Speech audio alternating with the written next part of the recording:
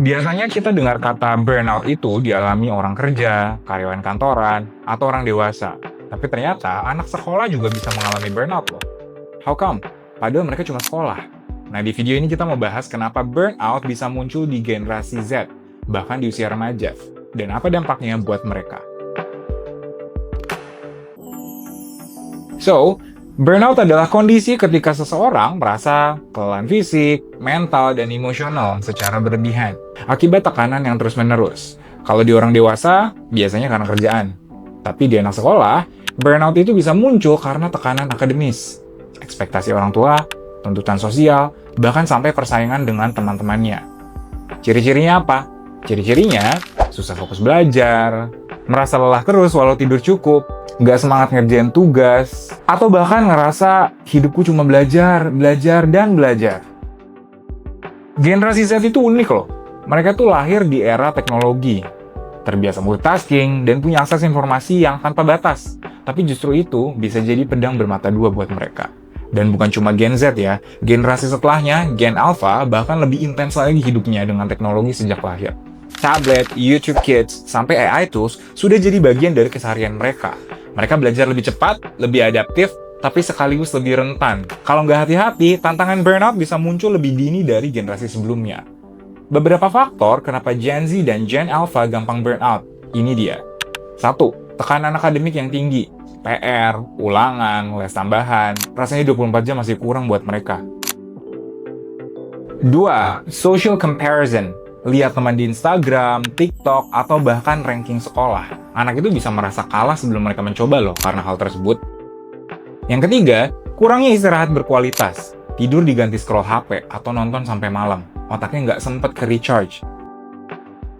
Yang keempat, ekspektasi dari lingkungan. Orang tua pengen nilai bagus, guru ingin prestasi, teman sebaya, mereka punya temannya sendiri. Yang kelima, minimnya skill management stress. Anak jarang diajarkan cara mengelola tekanan, apalagi menghadapi distraksi digital yang terus-menerus datang. Nah, pada akhirnya, anak-anak ini bisa tumbuh dalam kondisi yang serba on. Pikiran mereka jarang benar-benar istirahat, karena bahkan saat santai pun ada notifikasi, ada tugas nunggu, dan ada perasaan mereka sedang ketinggalan. Inilah yang bikin mereka burn out di usia sekolah, bukan hal aneh lagi. Nah, kalau burnout diabaikan, dampaknya tuh bisa serius loh. Prestasinya bisa turun, karena otak jadi sulit fokus. Apalagi, kesehatan mentalnya bisa terganggu. Kenapa? Karena muncul rasa cemas, mudah marah, bahkan ada yang bisa sampai depresi. Kemudian apalagi? Kehilangan motivasi jangka panjang. Anak bisa merasa sekolah itu bukannya tempat mereka untuk belajar dan tumbuh. Yang berikutnya, hubungan sosial jadi renggang, anak jadi menarik diri, nggak mau ikut kegiatan, atau gampang offended sama keluarganya. Banyak orang tua salah paham, mengira anak burnout itu cuma males belajar, padahal beda loh parents. Kalau males, biasanya anak masih punya energi buat hal lain. Tapi burnout itu, anak bahkan nggak punya tenaga atau semangat buat aktivitas yang biasanya dia suka. Kalau udah sampai kayak gini, ini tandanya it's getting serious. Burnout itu nggak bisa hilang dalam semalam. Sama kayak flu, butuh waktu buat pulih.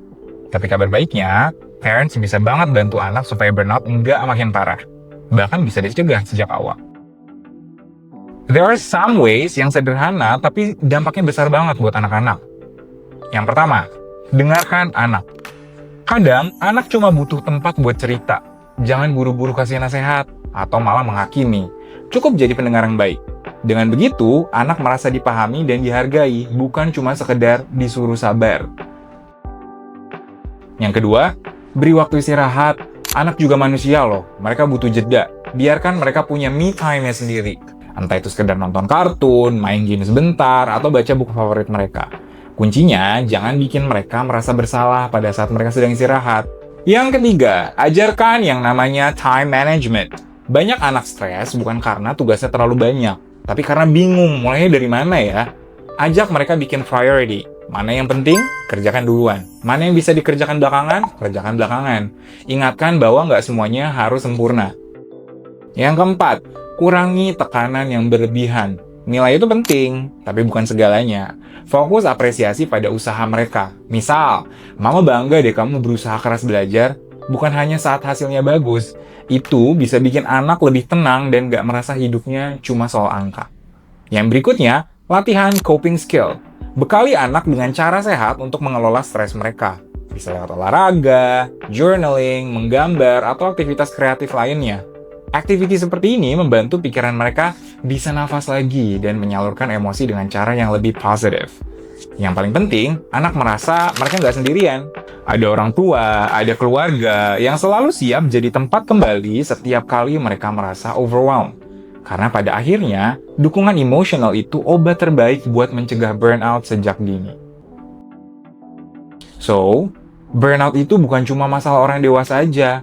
Generasi Z, bahkan anak sekolah pun bisa mengalaminya. Bedanya, mereka sering kali nggak tahu cara mengatasinya. Nah, tugas kita sebagai orang tua dan juga educator adalah menemani, memahami, dan mengajarkan mereka caranya menghadapi tekanan hidup.